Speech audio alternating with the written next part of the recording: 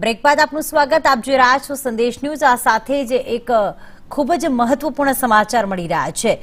મહત્વના સમાચાર જે મળી રહ્યા છે જેમાં સિદ્ધપુર જીઆઈડીસીમાંથી ઝડપાયેલા ઘીમાં ભેળસેળ કરવામાં આવી હતી। ડેરીવાલા ફાર્મ પ્રોડક્ટમાંથી આ ઘીના નમૂના લેવામાં આવ્યા હતા।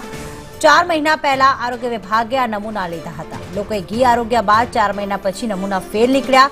ઘીમાંથી વેજીટેબલ ઓઇલની માત્રા મળી આવી છે અને વેજીટેબલ ઓઇલની ભેળસેળ કરીને આ ઘી વેચતા હતા। रिपोर्ट फेल आवता फेक्टरी मालिक सामे हवे कार्यवाही थशे।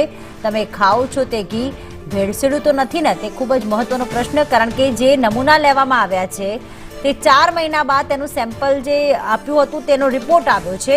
त्यां सुधी तो घणा बधा लोकोए घी आरोगी पण लीधुं हशे। भरत अमारी साथे जोड़ाई गया छे। भरत, घीना नमूना लेवामां आव्या, त्यारबाद मोकलवामां आव्या रिपोर्ट माटे के ते असली छे के नकली, परंतु अहींया तो लोकोए घी आरोगी लीधुं, त्यारबाद ख्याल आव्युं के आ तो भेळसेळवाळुं हतुं। शुं विगतो सामे आवी छे?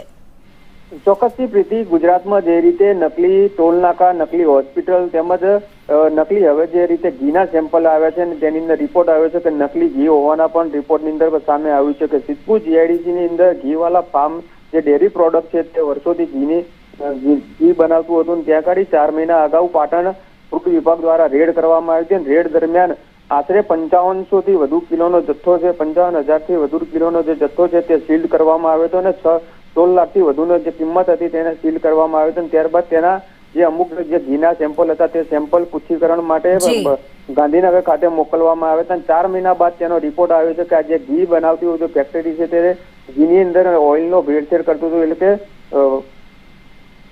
વેજીટેબલ ઓઇલનો ભેળસેળ કરવામાં આવતો હતો। અને અત્યારે જે રીતે રિપોર્ટ સામે આવ્યો છે કે લોકોએ છેલ્લા ઘણા સમયથી આ ઘી આરોગ્યું હશે, પરંતુ હવે નકલી ઘી સામે આવતા લોકોના આરોગ્ય સાથે પણ ચેડા થતા હોય એ રીતની સ્પષ્ટતા સામે આવી છે। કારણ કે જે રીતે ઘી બનાવતી હતું આ ફેક્ટરીની અંદર ઘી લોકોએ પણ આરોગ્યું હશે, પરંતુ 4 મહિના પછી રિપોર્ટ આવ્યો, ત્યાં રિપોર્ટ બાદ હવે જે તે ઘીના માલિક છે બનાસકાંઠાના વડગામ ગામના ત્યાંના ઘી જે ફેક્ટરીના માલિક છે તેઓની સામે કાયદેસરની કાર્યવાહી થાય તેવી તૈયારીઓ હાથ ધરવામાં આવી છે। બિલકુલ, આભાર ભરત તમામ વિગતો માટે।